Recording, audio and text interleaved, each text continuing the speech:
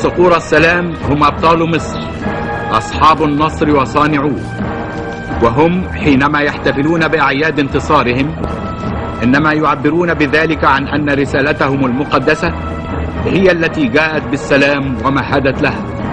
فحمدا لله الذي صدق وعده ونصر عبده وأعز جنده وهزم الأحزاب وحده.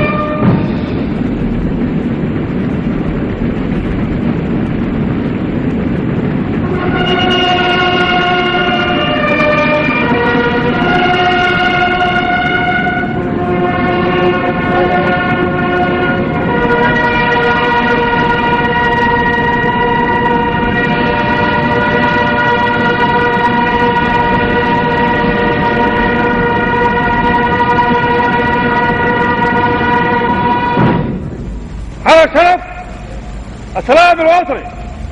سلام سلام.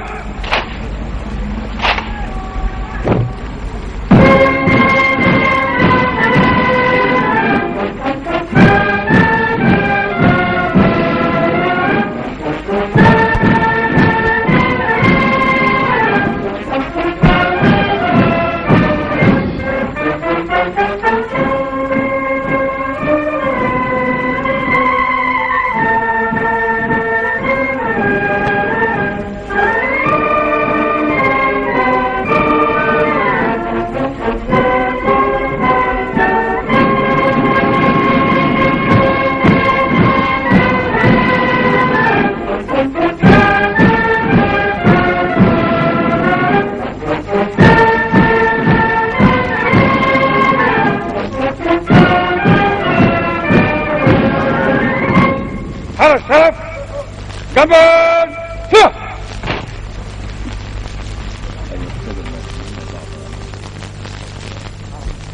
إن القوات المسلحة المصرية هي القوة التي فتحت بانتصار السلاح منطلقا نحو آفاق السلام العادل الذي يجنب المنطقة ويلات الحروب ويوقف نزيف دم أبنائها.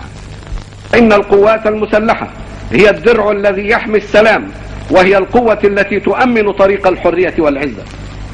من هنا فالقوات المسلحة تنفيذا لتعليماتكم لي يا سيادة الرئيس ستواصل العمل بكل عزم حتى تظل قوية متطورة تدريبا وتسليحا، وحتى تكون على أتم استعداد لأداء مهامها في كل وقت وفي كل اتجاه، مجسدة لدور مصر ومسؤولياتها العربية والإفريقية على حد سواء، ومشاركة بالمناسب من إمكانياتها وطاقتها في دفع عجلة البناء والتنمية.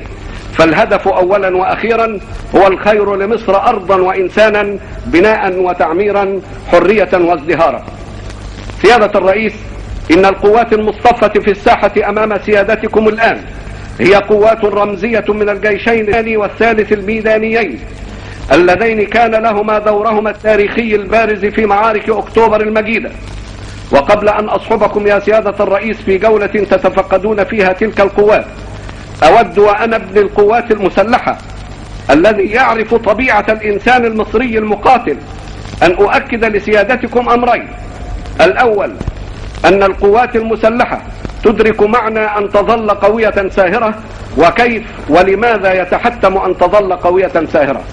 والثاني أنها لا تنسى ولن تنسى شهداءها الأبرار وجرحاها الأبطال الذين رسموا بتضحياتهم طريق مجد الوطن وعزته.